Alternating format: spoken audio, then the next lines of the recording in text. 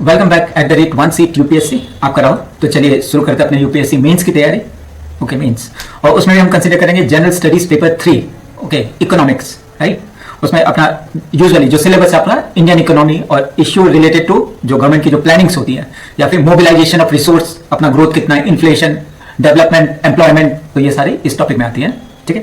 तो इसमें हम क्योंकि है ना दो स्टूडेंट मोस्टली है ना, like me I was from science background, तो इकोनॉमिक्स और स्पेशली जो आर्ट्स के भी स्टूडेंट होते हैं उन्हें कॉमर्स और इकोनॉमिक्स की टॉपिक है ना very hard to handle, right. लेकिन अगेन वो बहुत इंपॉर्टेंट पार्ट है सिलेबस का। तो एडिटोरियल अगेन हिंदू में आया था RBI, okay reserve Bank of India की जो अगस्त की एमपीसी बोलते हैं मॉनिटरी पॉलिसी कमिटी, उनकी क्या क्या डिसीजन हुई है, राइट। तो इसमें बहुत सारे ऐसे टर्म्स आएंगे ना यूजुअली, है ना। इकोनॉमिक्स में ऐसे ही क्वेश्चन आते हैं जहां पे आपको like repo, reverse repo, inflation, growth, RBI monetary policy, base effect, ये सब कोई मिला करके हमें आंसर लिखना होता है, राइट। जनरल थीम यही होती है, ओके। तो आपसे क्वेश्चन कैसे पूछेंगे, राइट। पहले तो आप जान लीजिए कि taxation, inflation, growth, unemployment, everything gets related somehow, right. तो कुछ कुछ कोटेशंस जैसा है ना कि टैक्स और death are certainty, right, certainty of life, ये दोनों तो होते ही होते हैं, है ना। और दूसरा कई बार मैं बोला हूं ना, राइट, कि लाइक टैक्सेस और रेंट, किसी को कुछ अर्न करना है तो टैक्सेशन और renting, okay, are the worst form of earning, okay. आप महसूस भी करोगे ना अभी एवरीथिंग, मतलब every item are getting taxed, okay, food item, non food item, hospitalisation, even जब आप फॉर्म भरते हो, right, for any competitive examination, उसके ऊपर भी जीएसटी लगता है ना।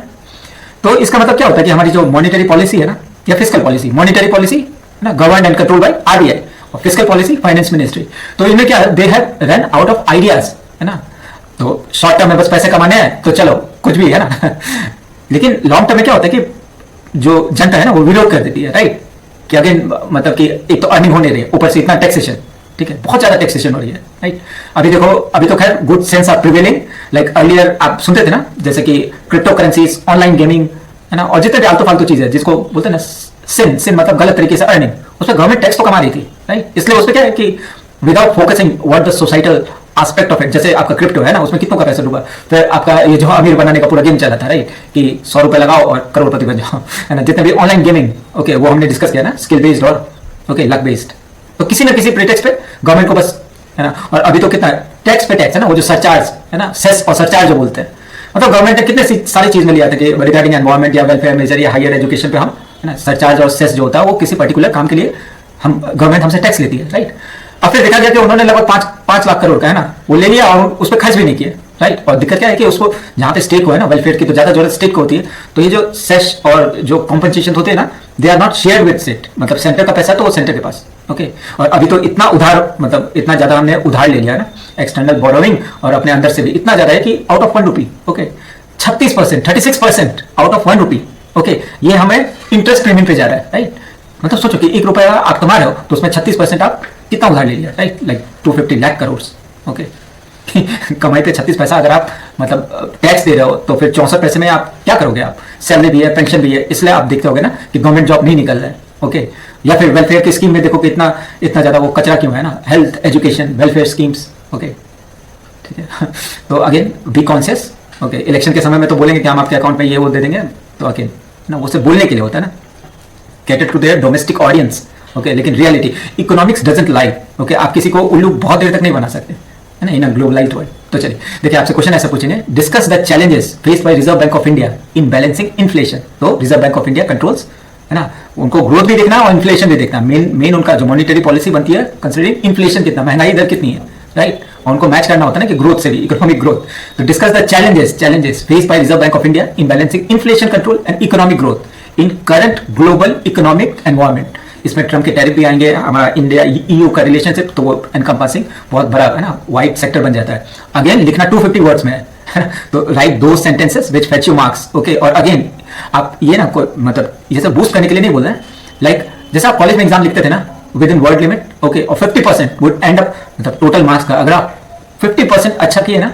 तो you would and up in rank. तो यूपीएससी उतनी मतलब उतना टफ नहीं है, अगेन थोड़ा सा लक और बहुत ज्यादा मेहनत, ओके। तो ज्यादा मेहनत करेंगे तो again luck become secondary, right, आज नहीं तो कल।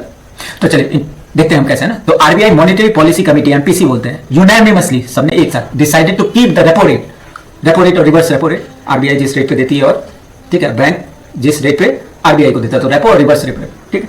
तो जो अपना मॉनिटरी पॉलिसी कमेटी है उन्होंने ये जो रेपो रेट है उसको अनचेंज किया है, ठीक है। और रेपो रेट का इंपॉर्टेंस समझते हैं ना कि अगर आरबीआई ने रेपो रेट कम किया तो that should reflect on your EMI loans, है ना, जो आप लेते हो। महंगा इधर है ना कम है ज्यादा हो तो रेपो रेट का बहुत बड़ा सिग्निफिकेंस है, राइट। तो ऐसा क्यों किया उन्होंने? 100 बेसिस पॉइंट, अगेन ना ये सब इंपॉर्टेंट, 100 बेसिस पॉइंट बहुत बड़ा होता है, उसका कट किया था अर्ली 2025 का जब शुरू हुआ था ना तब, ठीक है। फिर अप्रैल में 50 बेसिस पॉइंट इसको भी कम किया था, राइट। तो वो इसका इफेक्ट देखना चाह रहे थे क्योंकि मार्केट में क्या होता है कि वो इस रेट पे तो बैंक को दे रहे हैं लेकिन bank doesn't pass on this benefits to, ठीक है, जो कंज्यूमर्स है जो लोन लिए हुए, राइट। तो उनको ये चीज देखना था। अब इन्होंने क्यों रखा ये? The decision reflect a wait and watch approach. सब पूरी दुनिया अभी वहीं पे है ना कि ट्रम्प क्या करेगा, क्या रिलेशन बन रहा है, ग्लोबलाइज्ड वर्ल्ड में क्या हो रहा है, यही चीज हो रहा है, चाइना क्या कर रहा है। तो wait and watch approach allowing recent जो उन्होंने 100 बेसिस पॉइंट शुरुआत में किया था ना, ये वो देखना चाहते कि does that transmit across the economy और उसका क्या कॉन्सिक्वेंस हुआ है ना। फिर अपना यूएस के साथ है ना, we still are in process of dedollarisation, है ना। अभी बस कोशिश कर रहे हैं, अपना पूरा इकोनॉमी डॉलर से रिलेटेड है, राइट। वही तो इन्वेस्ट करते हैं, चाहे एफडीआई हो, एफपीआई हो, फॉरेन एक्सचेंज अर्निंग कुछ भी है ना, तो had to deal with Federal Reserve. वहां का जो आरबीआई है वो क्या कर रहा है, यूएस का जो आरबीआई है ना। हमारी इकोनॉमी जुड़ी हुई है तो डॉलर पे इफेक्ट होगा तो अपने रुपीज पे भी इफेक्ट होगा, ठीक है। तो याद रखिएगा ऐसे तो चेंज होते रहते हैं। गवर्नर संजय मल्होत्रा इन्होंने एम्फेसाइज किया था नीड टू एसेस इन, मतलब कि जो इवॉल्विंग मैक्रो इकोनॉमिक जो पूरे ग्लोबल वर्ल्ड में और माइक्रो इकोनॉमिक कंडीशन कैसी है, ठीक है। तो अब देखते हैं हम थोड़ा इन्फ्लेशन की बात करेंगे क्योंकि again these things are decided कितना महंगाई है। Headline CPI inflation has been trending below. तो हेडलाइन में अब अगेन है ना, यहाँ है ना राइट डिप्लोमेटिक आंसर, तो आपको बताना पड़ेगा कि हाँ सरकार अच्छा काम कर रही है, महंगाई थोड़ा कम हुआ है, बंद हो, है ना। That you might not sense that while you go to market, right? So headline CPI inflation has been trending below 4% since February 2025, touching a 6-year low of 2.1% in June.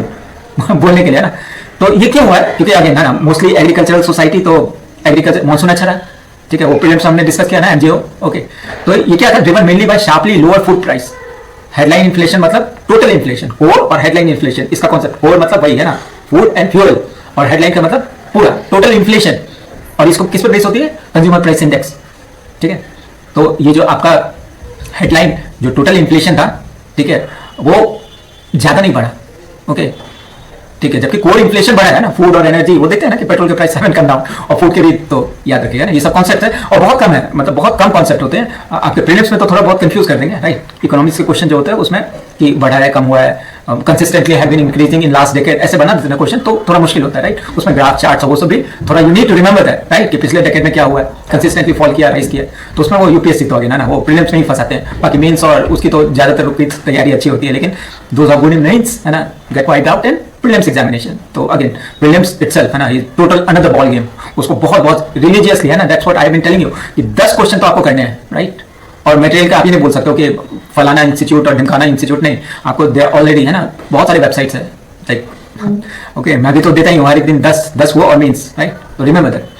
अब क्या क्या है ना कि रेपो रेट को क्या क्या drive करती है, या फिर जो अपना इन्फ्लेशन है उसको क्या क्या ड्राइव करती है। तो अभी जैसे इन्फ्लेशन बताया ना कि there is sharp fall in food price, specially क्या है, वेजिटेबल्स, पल्सेस, ओके। तो क्या है कि उनकी दाम कम हुई है, क्यों? क्योंकि there was a good monsoon improving crop prospect and easy supplying pressure, supply side का जो प्रेशर होता है वो कम, आराम से बहुत ज्यादा उत्पाद हो रहा था, right. Consequently the RBI cuts it's fiscal year 26 inflation forecast, है ना, महंगाई वो 26 की बात कर रहे हैं, मतलब अगेन नेक्स्ट फिस्कल ईयर में वो बोल रहे हैं कि inflation would be around 3.1%, okay. जो अभी 3.7 है इससे भी कम वो फोरकास्ट कर रहे हैं, ओके। बाकी उस समय ट्रम्प का क्या दिमाग घुमा और फिर क्या क्या होता है वो देखते हैं, या फिर हमारा और चाइना का रिलेशन, वो भी हम कंसीडर करेंगे इसमें। नोटेबली द कोर इन्फ्लेशन, इसमें वही food fuel as up to ये है ना, कोर इन्फ्लेशन सब महसूस कर रहे हैं कि जो फ्यूल की है ना उसके कितने ज्यादा बढ़ रहे हैं, right. Petrol price hasn't come down और एलपीजी की भी प्राइस बढ़ रही है, ओके। तो ये डिमांड की प्रेशर है, ओके, इसलिए इन्फ्लेशन। फिर ग्रोथ आउटलुक को भी देखते हैं। RBI retain its fiscal year 26, उनकी प्रोजेक्शन है कि 6.5% के रेट से हम ग्रो करेंगे, ठीक है, supported by strong rural, monsoon अच्छा है, रूरल है ना, जो अपना रूरल है उसमें उनका सोचना है कि उनके पास पैसे बहुत है। फिर पब्लिक प्राइवेट इन्वेस्टमेंट तो वो सब गोल कर रहे हैं ना, पब्लिक की जो मतलब जो अपनी गवर्नमेंट है ना उसकी स्पेंडिंग जो है, ठीक है, वो भी अब ठीक ठाक हो रही है, इंफ्रास्ट्रक्चर लो या फिर डिफरेंट है ना, और फेवरेबल मानसून है, राइट। तो उन्होंने बोला है कि जैसे अब तो हम Q3 और Q4 क्वार्टर्स होते हैं ना, 4 क्वार्टर होती है, तो उसमें हमने Q3 का बोला है 6.6 और Q4 है ना, अगेन Q3 में क्या फेस्टिवल्स आएंगे, अभी जितने भी आएंगे तो उसमें सेल्स वुड पिक अप। वैसे अभी 2-3 साल से तो वैसा हो नहीं रहा है ना कि वो धनतेरस और ये सब, और कैसा होता है कि डेज बढ़ाए जा रहे हैं कि मोर अपॉर्चुनिटी टू बाय, है ना, गुड सेल होंगे और सब, तो देखते हैं फोकस आगे क्या होता है, राइट। ठीक, फिर अगेन इनके ड्राइवर्स क्या है, राइट। कि क्यों हम उम्मीद कर रहे हैं कि ग्रोथ अच्छा होगा। पहला तो पब्लिक इन्वेस्टमेंट, उनका जो पुश है इंफ्रास्ट्रक्चर में, रूरल कनेक्टिविटी, अभी रोड वोड का है ना, असल कहानी तो कुछ और है, राइट। टैक्सेशन उसमें भी वैसा है कि हर एक टोल पे जाइए तो राइट, अभी बस वही है कि नेशनल हाईवे का अलग टैक्स और स्टेट हाईवे का अलग टैक्स, ओके, बस वहां तक आना, बाकी तो गवर्नमेंट पूरा बना के रखी हुई है। रूरल डिमांड का रिवाइवल हुआ, अच्छा मानसून हुआ, तो supported by good monsoon and rising rural wages, है ना, मनरेगा में भी काम अच्छा मिल रहा है, ठीक है। फिर सर्विस सेक्टर अपना ना, मैन्युफैक्चरिंग तो गोल है, सर्विस सेक्टर उसका रेजिलियंस है ना। अभी देखते हैं आगे क्या होता है, ट्रम्प के अगेन एवरीथिंग क्या हो रहा है कि हम ना we can not delink ourselves from US business, है ना, यूएस का जो मार्केट है उससे डीलिंग नहीं कर, 300 बिलियन का, राइट, 300 बिलियन का हमारा व्यापार है इन सर्विस, ठीक है। गुड्स का तो चलो मान भी सकते हैं इधर उधर से, लेकिन service still US is a super power, okay, उन्हीं के प्रोजेक्ट्स वो सब आ रही है। तो अभी देखते हैं ट्रम्प क्या करता है, राइट, ठीक है। अब ये भी आप देखोगे कि अपने इंडिया का टैक्सेशन सिस्टम है ना, इसमें तो बहुत बड़ा रिफॉर्म चाहिए, क्योंकि even if you want to open up an industry in manufacturing, लगने से पहले इतने सारे क्लियरेंस लो है ना, ईज ऑफ डूइंग बिजनेस से बोलने के लिए गवर्नमेंट के इतने सारे टैक्सेस और ये सब ना पहले ही आ जाएंगे कि भाई इतने पैसे इसमें दो, इसमें ये दो, आपने ये सर्टिफिकेट नहीं लिया, तो क्या है कि still not business friendly, right. तो मैन्युफैक्चरिंग और बिजनेसमैन है ना, उनका दिमाग अलग चलता है।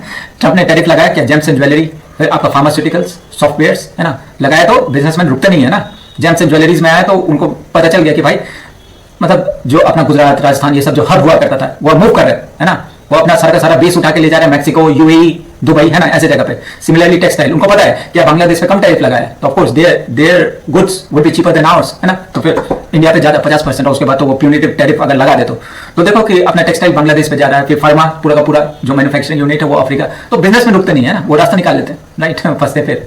तो देखते हैं ट्रम्प का टैरिफ, मतलब सोचो कि है ना, right, with in 5 minutes I have taken his name, वो लगभग 5 बार ले लिया है ना, इतना ज्यादा हमारी इकोनॉमी को वो कंट्रोल कर रहा है, ठीक है। तो अगेन आरबीआई और फाइनेंस मिनिस्ट्री को अच्छे से पूरा रीथिंक करना होगा ना, ये जो पीएलआई स्कीम निकाला उसमें भी कितना करप्शन पे चला गया, ठीक है।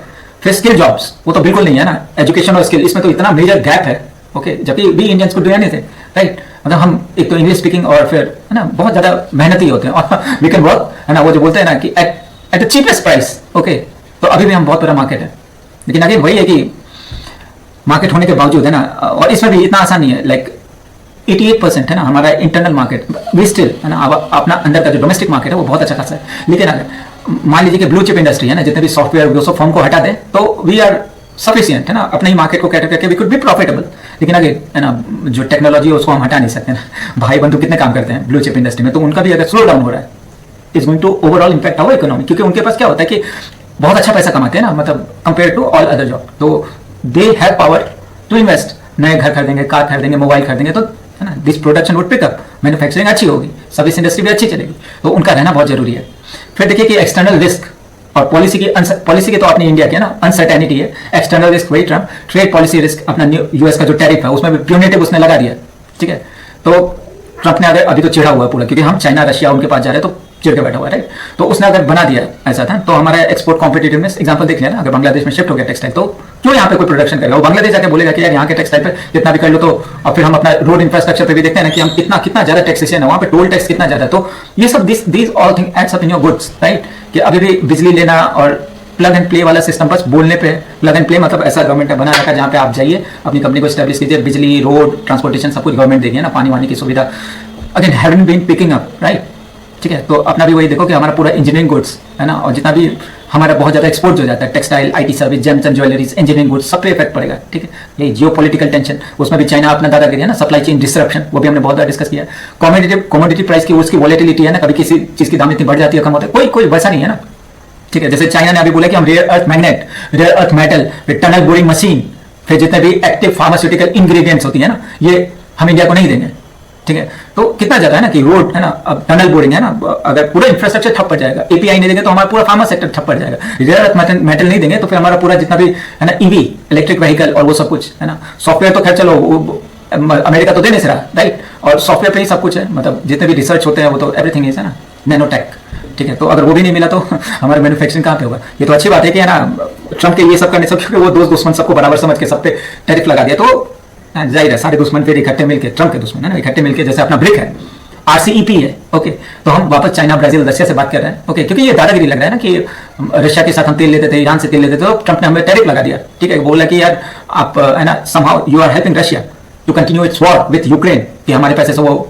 ड्रोन और बंदूक और ये सब करता है, ठीक है, फिर इंडिया ने बोला कि नहीं आप भी तो लेते हो यूरेनियम और वो सब, वो रशिया से वो डायरेक्ट। तो ट्रम्प का तो थोड़ा बहुत वैसा ही है ना कि उसकी जो इंटरनल रशिया के साथ जो रिलेशनशिप है ना, वन कैन नॉट डिनाई, ठीक है। अब वो क्या करता है, क्योंकि उसको पता है कि इंडियंस है ना, we can not isolate Indians, है ना, उसकी इकोनॉमी के लिए खराब होगा। तो वो कैसे, उसने बात को कैसे पलट दिया, वो बोला कि नहीं देखिए चाइना या कोई और रशिया से अगर तेल लेता है तो उनकी लोकल पॉपुलेशन को है ना बेनिफिट मिलता है, और आप जो तेल लेते हो you are selling it to European nation. वो अभी इतना है ना, जामनगर रिफाइनरी, अपना रिलायंस और डिफरेंट जो ऑयल कंपनीज है उसके बारे में क्या बोला कि विंड फॉल गेन किया है इन कंपनीज ने, और that benefit had been transfer to जो अपनी जो नॉर्मल जनता उन पे है ना, like it had been more than 2 or 3 years है ना कि consistently petrol price is hovering around 100 rupees, okay, जबकि 30 से 40 रुपए कम होने चाहिए थे, राइट। तो अगेन वो सब अपने डोमेस्टिक पॉलिटिक्स को कैटर कर रहे हैं, राइट। फिर ग्लोबल फाइनेंशियल कंडीशन देखिए, यूएस का फेडरल रिजर्व पॉलिसी उनकी भी क्या है कि वो भी अनसर्टेन है, राइट। आपने सुना है ना कि इंडिया से इतना फॉरेन एफडीआई है ना वो मूव कर गया, ठीक है, तो उनकी भी पॉलिसी के अकॉर्डिंग इन्वेस्टमेंट इधर से उधर जाती है, राइट। तो अभी हर एक जगह उथल पुथल है, राइट। तो आरबीआई ने बोला कि मल्टी डायमेंशनल पॉलिसी बनानी होगी, है ना, देखना पड़ेगा कि ये जो मॉनेटरी पॉलिसी हम बेसिस पॉइंट जो कम कर रहे हैं 100 बेसिस या 50 बेसिस, ठीक है, वो ट्रांसमिट होनी चाहिए, ईएमआई में आपको दिखना चाहिए, loan should pick up, manufacturing should pick up, ठीक। तो वो पॉज कर रहा है, this pause allow the full, पढ़ना है ना, to know full impact of past कर टू परकोलेट, है कि हो सकता है कि उसका बैंक भी इंतजार करे कि नहीं थोड़ा अनसर्टेनिटी, अभी सेविंग पे ज्यादा ध्यान दो, अभी लोन वोन मत बांटो, ये करो, है ना। तो ये easing lending and investment without stoking inflation immediately. देखिए होता क्या है कि इन्फ्लेशन का मतलब समझते हैं, अगर पैसा ज्यादा है मार्केट में तो खरीद चीज की दाम है ना मतलब गिर जाएगी, ओके, यही होता है ना कि पैसा ज्यादा है तो फिर again they would be, sorry गिरेगी नहीं, ज्यादा होगी ना, फिर इन्फ्लेशन है ना, too much money would be chasing small goods, okay, again ये प्रीलिम्स में आया हुआ है। तो वो क्या करते हैं कि इन्फ्लेशन ज्यादा है तो पैसे को सक आउट करती है आरबीआई, राइट, वो मार्केट से पैसा उठा लेती है इन्फ्लेशन, तो इसी तरह से वो कंट्रोल करते हैं, तो वो भी आरबीआई देख रही है। फिर इन्फ्लेशन का डायनामिक वो पढ़ना चाहते हैं कि ये हेडलाइन, वाइल हेडलाइन इन्फ्लेशन वो भले कम हो, कोर इन्फ्लेशन बहुत ज्यादा है, राइट, और वो भी डिमांड साइड प्रेशर है, ओके, और उनको भी देखने में लग रहा है कि है ना ये won't art showing sign of further easing, है ना, रुकेगा नहीं। फिर एग्रीकल्चर है ना, वो तो एग्रीकल्चर 50% ऑफ आवर है ना population are involve in agriculture for 10% of GDP, agriculture का 10% से भी कम जीडीपी में ऐड होता है, लेकिन मोर देन 50% ऑफ वही अपना क्या करते हो तो किसानी, है ना। तो a favourable monsoon and expectation of a good kharif crop, rabi और खरीफ, है ना, वीट, बार्ले, मूंग, है ना, तो खरीफ और रबी इस पे भी ज्योग्राफी में पूछते हैं ना, तो अभी खरीफ सीजन चल रहा है, हैव सपोर्टेड, तो फूड इन्फ्लेशन तो कम रहेगा, है ना। फिर फाइनेंशियल स्टेबिलिटी और इंक्लूजन देखते हैं, RBI continues to ensure liquidity, है ना, कि सफिशिएंट पैसे हैं बैंक के पास, liquidity sufficiency, and is working on expanding financial inclusion via new retail investment, ना, बैंकिंग रिफॉर्म, इन्वेस्टमेंट रिफॉर्म और वो सब। वो नहीं है ना कि इन्वेस्ट, अगर आपने उस समय पे इतना इन्वेस्ट किया होता तो अभी आपके पास करोड़ों होते हैं, राइट। तो do not get into those thing, okay, क्योंकि वो लास्ट में बहुत जल्दी से पढ़ देते हैं, राइट, कि ये मार्केट से रिलेटेड है, और है ना, जैसे हर एक उल्टे सीधे पैसे लगाने वाले में होता है, और कितना है ना अभी भी, मतलब इन दिस जनरेशन की अभी भी लोग वैसे फंसते हैं कि इतने दिन में आपका पैसा डबल हो जाएगा, ठीक है, वो म्यूचुअल फंड में, या फिर आप इसमें इन्वेस्ट करो तो आपको 12% का हम देंगे, बैंक आपको 2 से 3% देगी, ज्यादा से ज्यादा 5 से 7%, फंसिएगा मत, राइट।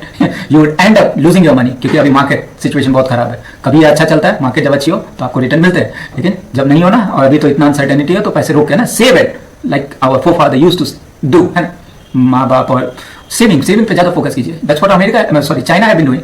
चाइना का तो वो ओपनली बोलता है ना कि हमने इतना ज्यादा दुख देखा हुआ है कि हम सेविंग पे भरोसा रखते हैं, to let our future generation use it. और अमेरिका का क्या है कि स्पेंड है ना, वो क्या नाम है उसका, उसने कहा था जकमा, कि आप लोग तुरंत इन्वेस्ट कर देते हो without thinking, you are using future generation money, तो इसको आप तो समझ गए ना। फिर यूरोपियन सेंट्रल बैंक का देखते हैं, वो भी एकोमोडेटिंग स्टैंड अपना रहा है ना, क्योंकि उनको भी ऐसा लग रहा है कि अभी यूरोप में अभी इतना ज्यादा अचरा कचरा ना, एट द ब्रिंक ऑफ, चाहे वो मिलिट्री ले लो या फिर फाइनेंशियली ले लो, यूरोप भी सारे कंट्रीज भी अभी हिले हुए हैं, ठीक है, अगेन वो ट्रम्प, ओके, और यही कारण है ना कि डॉलर से डीलिंग करना बहुत जरूरी है ना। Again we need to invest in minerals, है ना, जैसे गोल्ड, सिल्वर, इनके दाम बढ़ने वाली है, राइट। तो वही एक बेट अगर आपको लगाना है तो इस पर आप बेट लगाओ। तो आरबीआई की जो है ये जो अप्रोच है ना, ये जितने भी है ना, यूएस, यूके, ये सब सेंट्रल बैंक जो होती हैं उनको देख करके बनाया है। आगे क्या देखते हैं फ्यूचर पॉलिसी में, ठीक है, भले अभी इन्फ्लेशन कम हो, है ना, जैसे 4% और उससे लेस, ठीक है, और सब कितना चिल्ला रहे हैं अभी कि यार अभी तो इन्फ्लेशन बहुत कम है तो आपको रेपो रेट कम कर देना चाहिए, राइट, रेट कट के लिए कितना ज्यादा हो रहा है, लेकिन आरबीआई को पता है कि भाई ये दिखावा है, ठीक है, तो बस वो भी इंतजार कर रहे हैं। अब इसमें एक आपका आएगा ना कि वो आरबीआई क्यों कंसीडर करिए, आरबीआई को पता है कि बेस ईयर जो हमने लिया है, ठीक है, वो बेस इफेक्ट, अगेन ये प्रीलिम्स का बहुत अच्छा क्वेश्चन कि बेस इफेक्ट समझिए, ये एक स्टैटिस्टिकल चीज है जिससे हम डिस्क्राइब करते हैं कि अभी का इन्फ्लेशन ज्यादा है या कम है। तो बेस ईयर है ना, समझिए जैसे कि कंपैरिजन चार्ट कि उस समय पे जो बेस ईयर हमने लिया होगा वहां पे इन्फ्लेशन अगर कम है ना, महंगाई कम है ना, तो आपकी जो रीडिंग होगी कि यार अभी तो महंगाई बढ़ रही है, और अगर उस समय जो कंपैरिजन कर रहे हैं वहां पे आपका इन्फ्लेशन ज्यादा होगा तो हम बोलेंगे कि यार अभी महंगाई कम है। तो ये बहुत मिसलीडिंग फिगर देता है, चाहे ग्रोथ का हो चाहे इन्फ्लेशन का हो।